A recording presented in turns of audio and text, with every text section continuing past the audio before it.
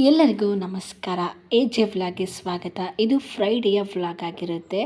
Morning 5:30ಗೆ ಎದ್ದು ಹೊರಗಡೆ ಎಲ್ಲ ಕಸ ಗುಡಿಸ್ಬಿಟ್ಟು ನೀರು ಹಾಕಿ ಹೋಗಿದ್ದು ವರ್ಕೌಟ್ ಮಾಡಲಿಕ್ಕೆ ಅಂತ ಔಟ್ಸೈಡ್ ನಾನು ನಮ್ಮ ಮನೆಯವರು. ಆದರೆ ಬಾಗಿಲಿಗೆ ಅರಿಶಿನ ಕುಂಕುಮ ಹಚ್ಬಿಟ್ಟು ರಂಗೋಲಿ ಇಟ್ಟಿರಲಿಲ್ಲ. ಕತ್ಲಿತ್ತಲ್ವ, ಬೇಗ ವರ್ಕೌಟ್ ಎಲ್ಲ ಮುಗಿಸ್ಕೊಂಡು ಬಂದಾದಮೇಲೆ ನನ್ನ ಒಂದು ಪ್ರತಿನಿತ್ಯದ ರುಟೀನ ನಾನು ಸ್ಟಾರ್ಟ್ ಮಾಡೋಣ ಅಂತ ಅಂದ್ಕೊಂಡೆ. ಇನ್ನೊಂದೇನಪ್ಪ ಅಂದರೆ ನನ್ನ ಹತ್ರ ಟ್ರೈಪ್ಯಾಡ್ ಇಲ್ಲ. ಆಲ್ಮೋಸ್ಟ್ ಇವಾಗ 2-3 ಇಯರ್ಸಿಂದ ಮಾಡ್ತಾ ಇರೋರು ಈಗ ರೀಸೆಂಟಾಗಿ ಮಾಡ್ತಿರೋ ಒಂದಿಷ್ಟು ಟ್ರೈಪ್ಯಾಡ್ ತೊಗೊಂಡು ರಿಂಗ್ ಲೈಟ್ಸ್ ಎಲ್ಲ ತೊಗೊಂಡು ಮಾಡ್ತಾ ಇರ್ತಾರೆ. ನಾನು ಈಗ ಸ್ಟಾರ್ಟ್ ಮಾಡಿರೋದ್ರಿಂದ ಓಕೆ ನಿಧಾನಕ್ಕೆ ತೊಗೊಳೋಣ, ಎಲ್ಲದೂ ನಮ್ಮ ಮನೆಯವರಿಗೆ ಪ್ರೆಷರ್ ಆಗೋದು ಬೇಡ ಅಂತ ಅಂದ್ಕೊಂಡು ನಾನು ಎಷ್ಟಾಗುತ್ತೆ ಸಾಧ್ಯ ಅಷ್ಟೇ ಮಾಡ್ತೀನಿ. ಇನ್ನು ಒಂದು ಟೈಮು ಕುಕ್ಕರಲ್ಲಿ ನಾನು ಗ್ಯಾಸ್ ಕಟ್ಟಿ ಮೇಲೆ ಏನಾದರೂ ಅಡುಗೆ ಮಾಡ್ತಾ ಇರುವಾಗ ಕುಕ್ಕರ್ ಮೇಲೆ ಇಟ್ಕೊಂಡು ಮಾಡ್ತಾ ಇರ್ತೀನಿ. ಒಂದು ಟೈಮು ಕುಕ್ಕರಿಂದ ಕೆಳಗಡೆ ಬಿದ್ದೋಗಿದ್ದಿದ್ದೆ. ಎಷ್ಟೋ ಸಲ ನಾನು ಕಿಚನಲ್ಲಿ ಕೆಲಸ ಮಾಡ್ತಾ ಇರುವಾಗ ಫೋನ್ ಬಿದ್ದು ಆಲ್ಮೋಸ್ಟ್ ಅದೆಲ್ಲ ನನ್ನ ಫೋನ್ ಸ್ಕ್ರೀನೆಲ್ಲ ಹಾಳಾಗೋಗ್ಬಿಟ್ಟಿದೆ. ಮೇನ್ ಕಾರಣ ಅಂದರೆ ವ್ಲಾಗ್ ಮಾಡಲಿಕ್ಕೆ ಅಂತಂದು ಕೂತ್ಕೊಂಡಿದ್ದು, ಮಾಡೋಣ ಅಂತಂದು ನಾನೇನೋ ಒಂದು ವೆರೈಟಿಯಾಗಿ ಏನೋ ಒಂದು ಮಾಡ್ತಾ ಇರ್ತೀನಿ. ಮಾಡಬೇಕು ಅಂತ ಅಂದ್ಕೊಂಡಾಗ ಒಂದು ಸರಿಯಾದ ಜಾಗ ಕೂಡ ಸಿಗ್ತಾ ಇಲ್ಲ ಪ್ಲೇಸ್ಗೆ, ಒಂದು ನಾನು ವಿಡಿಯೋ ಮಾಡಿಬಿಟ್ಟು ಹಾಕೋಣ ಅಂತಂದು. ಹಾಗಾಗಿ ನಮ್ಮ ಮನೆಯವರು ಒಂದೊಂದು ಸಲ ನೀವೇ ಇಟ್ಕೊಂಡು ನನಗೆ ಸ್ವಲ್ಪ ಹೆಲ್ಪ್ ಮಾಡಿ ಅಂದಾಗ ಅವರು ಸಹ ವಾಯ್ಸ್ ಕೊಡ್ತಾ ಇರುವಾಗ ನಮ್ಮ ಮನೆಯವ್ರು ಕೂಡ ಬಂದರು. ಹಾಗಾಗಿ ನಾನು ವಾಯ್ಸ್ ಕೊಡೋದು ಸ್ಟಾಪ್ ಮಾಡಿ ಡೋರ್ ಓಪನ್ ಮಾಡಿದೆ. ಊಟಕ್ಕೆ ಅಂತ ಬಂದಿದ್ದರು. ಮತ್ತು ಊಟ ಎಲ್ಲ ಮುಗಿಸ್ಕೊಂಡು ಮತ್ತು ನಾನೀಗ ಕಂಟಿನ್ಯೂ ಮಾಡ್ತಾಯಿದ್ದೀನಿ. ಅದೇ ಹೇಳ್ದಾಗೆ ಟ್ರೈಪ್ಯಾಡ್ ಇಲ್ಲದೇ ಇರೋ ಕಾರಣದಿಂದ ನಮ್ಮ ಮನೆಯವರು ನನಗೆ ತುಂಬ ಸಪೋರ್ಟಿವ್ ಆಗಿದ್ದಾರೆ. ಸಪೋರ್ಟಿವ್ ಆಗಿದ್ದಾರೆ. ಅವರು ಸಪೋರ್ಟ್ ಮಾಡೋದಕ್ಕೆ ನಾನೀಗ ವ್ಲಾಗ್ ಎಲ್ಲ ಸ್ಟಾರ್ಟ್ ಮಾಡಿದ್ದೀನಿ. ಕೆಲವೊಂದು ಸಂದರ್ಭದಲ್ಲಿ ರೀಸೆಂಟಾಗಿ ಮದುವೆ ಆಗಿರ್ತೀರ, ಹೀಗೆ ಏನು ಮಾಡೋದು, ಮುಂದೆ ಮಾಡಿ ಅಂತ್ರಿ, ಇಲ್ಲ ಬೇಡ ಹಾಗೆ ಹೀಗೆ ಅನ್ನೋರೇ ಜಾಸ್ತಿ. ಅಂಥದ್ರಲ್ಲಿ ಇಂಥವ್ರು ಕೂಡ ಇರ್ತಾರೆ ಅನ್ನೋಕ್ಕೆ ನಮ್ಮ ಮನೆಯವರೇ ಬೆಸ್ಟ್ ಎಕ್ಸಾಂಪಲ್.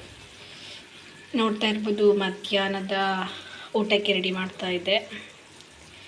ಸೋಯಾ ಚಂಕ್ಸ್ ಪಲ್ಯ ಮಾಡ್ತಾಯಿದ್ದೀನಿ. ಆಲ್ರೆಡಿ ಎಲ್ಲ ಆಗೋಗ್ಬಿಟ್ಟಿದೆ. ಯಾಕಂದರೆ ಇಲ್ಲಿ ನನಗೆ ಎಲ್ಲನೂ ಕೈಯಲ್ಲಿ ಮೊಬೈಲ್ನ ಹಿಡ್ಕೊಂಡು ನನಗೆ ವಿಡಿಯೋ ಕೂಡ ಮಾಡೋಕ್ಕಾಗ್ತಾಯಿಲ್ಲ. ಒಂದು ಟ್ರೈಪ್ಯಾಡ್ ಕೂಡ ತೊಗೋಬೇಕು. ಮಾರ್ನಿಂಗ್ ಸೋಯಾ ಚಂಕ್ಸ್ ಪಲಾವ್ ಮಾಡಿದ್ದೆ. ಇವಾಗ ಅದೇ ಸ್ವಲ್ಪ ಉಳಿದಿತ್ತು, ಸ್ವಲ್ಪ ಜಾಸ್ತಿ ಆಗಿತ್ತು ಅಂತ ಅಂದ್ಕೊಂಡು ಸ್ವಲ್ಪ ಪಲ್ಯ ಮಾಡೋಣ ಅಂತ ಮಾಡ್ತಾಯಿದ್ದೀನಿ. ನಮ್ಮ ಮನೆಯವರು ಕೂಡ ಮನೆಗೆ ಬರ್ತೀನಿ ಅಂತ ಹೇಳಿದರು. ಅದಕ್ಕೋಸ್ಕರ ಪಲ್ಯ ಎಲ್ಲ ರೆಡಿ ಮಾಡಿಕೊಂಡು ಮಾಡಿದ್ದೆ. ತುಂಬ ಚೆನ್ನಾಗಿದೆ, ಘಮ ಘಮ ಅಂತ ಸ್ಮೆಲ್ ಬರ್ತಾಯಿದೆ.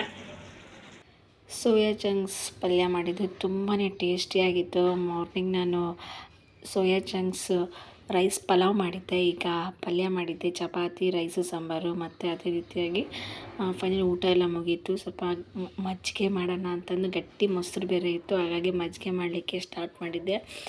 ತುಂಬಾ ಚೆನ್ನಾಗಿತ್ತು. ಯಾಕಂದರೆ ಮದುವೆ ಮುಂಚೆ ಮಾಡೋ ಅಡುಗೆಗೂ ಮದುವೆ ನಂತರದಲ್ಲಿ ಮಾಡೋ ಅಡುಗೆಗೂ ತುಂಬಾ ಡಿಫ್ರೆನ್ಸ್ ಇರುತ್ತೆ. ಯಾಕಂದರೆ ನಾವಾಗ ಏನು ಮಾಡ್ತಾನೆ ಇರೋಲ್ಲ. ಈಗ ಮದುವೆ ಆದಮೇಲೆ ನಮ್ಮ ಟೇಸ್ಟ್ ಮಾಡೋರು, ನಮ್ಮ ಊಟಕ್ಕೆ ಕಾಯುವಂಥವ್ರು ಒಬ್ರು ಇದ್ದೇ ಇರ್ತಾರೆ. ಅದೇ ಮನೆಯವರು, ಅದು ಯಜಮಾನರು. ಹಾಗಾಗಿ ಅವ್ರಿಗೇನಾದರೂ ಒಂದು ಹೊಸ ರೀತಿ ಏನಾದರೂ ಮಾಡಿಕೊಡ್ಬೇಕು ಅಂತ ಏನಾದರೂ ಮಾಡ್ತಾ ಇರ್ತೀನಿ. ಅದರಲ್ಲೂ ಕೂಡ ಇದು ಒಂದು ಮಜ್ಜಿಗೆ ತುಂಬಾ ಟೇಸ್ಟಿಯಾಗಿತ್ತು.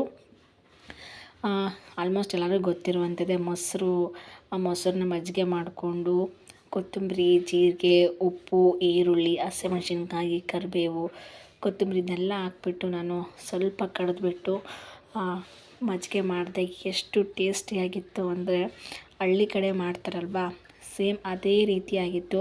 ನೀವು ನೋಡ್ತಾ ಇರೋದು ಟ್ರೈಪ್ಯಾಡ್ ಇಲ್ಲದೇ ಇರೋ ಕಾರಣದಿಂದ ನಾನು ಅದನ್ನು ಒಂದು ಅಡುಗೆ ಮನೆಯಲ್ಲಿರುವಂಥ ಬಾಕ್ಸ್ ಇಟ್ಕೊಂಡು, ಮೊಬೈಲ್ ಇಟ್ಕೊಂಡು ಮಜ್ಜಿಗೆ ಮಾಡಿ ತೋರಿಸ್ತಿರೋವಂಥದ್ದು ನಿಮಗೆ. ಟ್ರೈಪ್ಯಾಡ್ ಇಲ್ಲ ಅಂದರೆ ತುಂಬಾ ಕಷ್ಟ ಆಗೋಗ್ಬಿಡುತ್ತೆ ಏನೇ ಮಾಡಬೇಕು ಅಂದರೆ. ಸೊ ಎಲ್ಲ ಊಟ ಗೀಟ ಎಲ್ಲ ಮುಗಿಸ್ಕೊಂಡು ಅವರು ಕೂಡ ಕೆಲಸಕ್ಕೆ ಹೊರಟರು. ಫೈನಲಾಗಿ 4:30, 5 o'clock ಹಂಗಾಯಿತು. ನಮ್ಮ ಮನೆಯವರು ಸಿಸ್ಟರ್ ಕೂಡ ಕಾಲ್ ಮಾಡಿಬಿಟ್ಟು ಹೊರಗಡೆ ಹೋಗ್ತಿದ್ವಿ ಬನ್ನಿ ಅಂತ ಹೇಳಿದರು. ಸೊ ನನಗೂ ಮನೇಲಿದ್ದು ತುಂಬ ಬೇಜಾರಾಗಿತ್ತು ಅಂತ ನಾನು ರೆಡಿಯಾಗಿ ಹೊರಟೆ. ಸೀದಾ ಹೋಗಿದ್ದೆ ಅವ್ರ ಮನೆಗೆ. ಅವ್ರ ಮನೆಯವರು ಕೂಡ ಅವ್ರದ್ದೇ ಆದಂಥ ಸ್ವಂತ ಆಟೋ ಇರೋದ್ರಿಂದ ಅವರೇ ಎಲ್ಲಿಗೆ ಹೋಗ್ಬೇಕಂದ್ರೂ ಆಟೋ, ಕಾರಲ್ಲೇ ಹೋಗ್ತಾರೆ. ಅದೇ ರೀತಿಯಾಗಿ ಕಾರ್ ಅವ್ರ ತಮ್ಮ ತೊಗೊಂಡು ಹೋಗಿದ್ರು ಅನ್ನೋ ಕಾರಣಕ್ಕೆ ಆಟೋದಲ್ಲೇ ಅಣ್ಣ ಈಗೂ ಆಟೋ ಹೊಡಿತಾರಲ್ವ, ಹಾಗೆ ಆಟೋದಲ್ಲೇ ಹೋಗಬೇಕು ಅಂದ್ಕೊಂಡು ಆಟೋದಲ್ಲೇ ಹೊರಟ್ವಿ. ನನಗೆ ಎಲ್ಲಿ ಹೋಗ್ತಾರೆ, ಮೆಟ್ರೋ ಮಾಲ್ ಅದು ಇದು ಅಂತ ಇದ್ದರು. ನನಗೆ ಕನ್ಫ್ಯೂಸು ಎಲ್ಲಿ ಹೋಗ್ತಾ ಇದ್ದಾರೆ ಏನು ಅಂತಂದು. ಬಟ್ ಅವರು ಈಗ ನಮ್ಮ ಕಡೆ ಎಲ್ಲ ರಿಲಯನ್ಸು, ವಿಶಾಲ್ ಮಾರ್ಟು ಮತ್ತು ಬಿಗ್ ಬಜಾರ್ ಆ ಥರ ಎಲ್ಲ ನಾವು ಹೋಗ್ತಾಯಿದ್ವಿ. ಇಲ್ಲಿ ಮೆಟ್ರೋ ಶಾಪು ತುಂಬಾ ಚೆನ್ನಾಗಿತ್ತು. ಅಲ್ಲಿ ಒಳ್ಳೆ ಪರ್ಚೇಸ್ ಮಾಡ್ಬೋದು. ಏನೇ ತೊಗೋಬೇಕು ಅಂದ್ರೂ ಒಳ್ಳೆ ಕಡಿಮೆ ರೇಟಿಗೆ ಅಂದರೆ ರೇಷನ್ ಮಾತ್ರ ಕಡಿಮೆ ರೇಟಿಗೆ ಸಿಗುತ್ತೆ, ಎಲ್ಲನೂ ಕಡಿಮೆ ರೇಟಿಗೆ ಸಿಗೋಲ್ಲ. ಬಟ್ ಇಲ್ಲಿ ಕಾರ್ಡ್ ಇರಬೇಕಂತೆ. ನಾವು ಹೆಂಗೆ ಮೆಟ್ರೋಗೆ ಹೋಗುವಾಗ ಕಾರ್ಡ್ ಯೂಸ್ ಮಾಡ್ತೀವಿ ಅದೇ ರೀತಿಯಾಗಿ ಇಲ್ಲಿ ಶಾಪ್ ಮಾಡಬೇಕಂದ್ರೆ ಮೆಟ್ರೋ ಇದ್ರೇ ಎಂಟ್ರಿ ಅಂತೆ. ನನ್ನಂತರೂ ಫ್ಯಾಮಿಲಿ ಜೊತೆಗೆ ನಾನು ಒಬ್ಬಳಾಗಿ ತುಂಬ ಚೆನ್ನಾಗಿ ಟೈಮ್ ಸ್ಪೆಂಡ್ ಮಾಡಿದ್ದು. ಫಸ್ಟ್ ಟೈಮ್ ನಾನು ಹೋಗಿದ್ದು ಬೆಂಗಳೂರಲ್ಲಿದ್ದು 3 ವರ್ಷ ಆದರೂ ಸಹ ನಾನು ಅಲ್ಲಿ ಆ ಶಾಪ್ಗೆ ಹೋಗೇ ಇರಲಿಲ್ಲ. ಯಾಕೆಂದರೆ ನಮಗೇನು ಫ್ಯಾಮಿಲಿ ಇರಲಿಲ್ವಲ್ಲ, ಹಾಗಾಗಿ ಹೊರಗಡೆ ಅಂದರೆ ನೀನು ನೋಡ್ತಾ ಇರ್ಬೋದು ಹಿಂದ್ಗಡೆ ಗೋಪಾಲನ್ ಮಾಲ್ ಕೂಡ ಇತ್ತು. ಕೆಂಗೇರಿ ಸೈಡ್ ಇದು ರಾಜರಾಜೇಶ್ವರಿ ನಗರದಲ್ಲಿ. ಆಲ್ಮೋಸ್ಟ್ ನಾನು ಶಾಪ್ ಮಾಡುವಾಗ ಏನೇ ಮಾಡುವಾಗ ಅಲ್ಲೇ ಹೋಗಿ ಮಾಡ್ತಾಯಿದ್ದು. ಇದು ಫಸ್ಟ್ ಟೈಮು. ಬಟ್ ಅಲ್ಲಿ ನಾನು ತೊಗೊತಿದ್ದ ಟಾಪು 500 ಇದ್ದರೆ ಇಲ್ಲಿ ತುಂಬ ರೇಟ್ ಇರ್ತಿತ್ತು. 1800 ಟಾಪ್ಸ್ ಇದೆ. ಬಟ್ ಹಾಗಾಗಿ ಟಾಪ್ಸ್ ಏನೂ ತೊಗೊಳ್ಳಿಕ್ಕೆ ಹೋಗಿಲ್ಲ. ಓಕೆ ಚೆನ್ನಾಗಿದೆ ಅಂತಂದು ನಿಧಾನಕ್ಕೆ ಎಲ್ಲ ನೋಡ್ಕೊತಾನೆ ಹೋದ್ವಿ.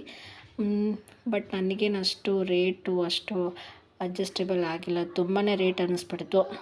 ಯಾಕಂದರೆ ನನಗೇನು 1000 ರೂಪಾಯಿ ಇಟ್ಕೊಂಡಾಗಿದ್ದೆ. ನಾನು ಏನಂದರೆ 1000 ರೂಪಾಯಿ ಏನು ಬರುತ್ತೋ ಅದನ್ನಷ್ಟೇ ಪರ್ಚೇಸ್ ಮಾಡಬೇಕು ಅಂದ್ಕೊಂಡೆ. ನನ್ನ ಡ್ರೆಸ್ ಆಗಿರ್ಬೋದು, ಸ್ಲಿಪ್ಪರ್ಸ್ ಆಗಿರ್ಬೋದು, ಸಮಥಿಂಗ್ ಏನಾದರೂ ಮನೆಗೆ ಬೇಕಾದಂಥ ಐಟಮ್ಸ್ಗಳನ್ನ ತೊಗೋಬೇಕು ಅಂದ್ಕೊಂಡೆ. ನೋಡ್ತೀನಿ ಎಲ್ಲ ಸಿಕ್ಕಾಬಟ್ಟೆ ರೇಟ್ ಇದೆ. ಎಲ್ಲ ಥಿಂಗ್ಸ್ ನೋಡ್ತೇವೆ, ಪರ್ಫ್ಯೂಮ್ ಆಗಿರ್ಬೋದು, ಸೋಪ್ ಎಲ್ಲ ಥರನೂ. ಬಟ್ ಮನೆಗೆ ಬೇಕಾದಂಥ ರೇಷನ್ ಅಡುಗೆ ಪದಾರ್ಥಗಳು ಮಾತ್ರ ಸ್ವಲ್ಪ ಕಡಿಮೆ ರೇಟ್ ಇತ್ತು ಅನ್ನಿಸ್ತು. ತೊಗೋಬೋದು ಅಂತ ಕೂಡ ಅನ್ನಿಸ್ತು. ಯಾಕಂದರೆ ವರ್ತ್ ಇತ್ತು ಅಲ್ಲಿರುವಂಥ ಐಟಮ್ಸ್ಗಳು. ಅದು ಬಿಟ್ಟರೆ ಬೇರೆ ಥರ ಥಿಂಗ್ಸ್ಗಳೆಲ್ಲ ಸ್ವಲ್ಪ ರೇಟ್ ಇತ್ತು. ಬಾಕ್ಸ್ಗಳಾಗಿರ್ಬೋದು, ಪರ್ಫ್ಯೂಮ್ ಆಗಿರ್ಬೋದು, ಈ ಥರ ಮಿಕ್ಸಿ ಏನೇನೋ ಸಮಥಿಂಗ್ ಇರ್ತಾವಲ್ಲ, ಚೀರ್ ಇವೆಲ್ಲ ತುಂಬಾ ರೇಟ್ ಇತ್ತು. ಹಾಗಾಗಿ ಜಸ್ಟ್ ನೋಡಿದ್ದು. ಆಮೇಲಿಂದ ಸ್ಟಾರ್ಟ್ ಆಯಿತು ನೋಡಿ ಅಡುಗೆ ಮನೆ ಬೇಕಾದಂತಹ ಐಟಮ್ಸ್ಗಳು. ನನಗಂತೂ ಸಿಕ್ಕಾಪಟ್ಟೆ ಖುಷಿಯಾಗುತ್ತೆ. ಅವಾಗೆಲ್ಲ ಅದಕ್ಕಿಂತ ಮುಂಚೆ ಎಲ್ಲ ಸುಮ್ಮನೆ ನೋಡ್ತಾ ಹೋಗ್ತಾಯಿದ್ದೆ, ಯಾವ ಸಿಗುತ್ತೆ ಏನು ಅಂತ. ಓಕೆ ತುಂಬ ರೇಟ್ ಇದೆ, ಬೇಡ ಅಂತ ಅನ್ನಿಸ್ತಿತ್ತು. ಹೋಗ್ತಾ ಮನೆ ಬೇಕಾದಂಥ ಐಟಮ್ಸ್ಗಳು ತುಂಬಾ ಚೆನ್ನಾಗಿದ್ವು. ನನಗೆ ಬೇಕಾದ ಎಲ್ಲ ಐಟಮ್ಸ್ ತೊಗೊಂಡು ಬಂದ್ವಿ. ಇದಾಗಿತ್ತು ಫ್ರೈಡೆಯ ವ್ಲಾಗ್. ಇದೇ ರೀತಿಯಾಗಿ ಹಂಗೆ ಸಪೋರ್ಟ್ ಮಾಡಿ, ನನ್ನ ಒಂದು ಯೂಟ್ಯೂಬ್ ಚಾನಲ್ನ ಸಬ್ಸ್ಕ್ರೈಬ್ ಮಾಡಿ ಅಂತ ಹೇಳ್ತಾ ಇವತ್ತಿನ ವ್ಲಾಗ್ ಮುಗಿಸ್ತೀನಿ. ಎಲ್ಲರಿಗೂ ನಮಸ್ಕಾರ.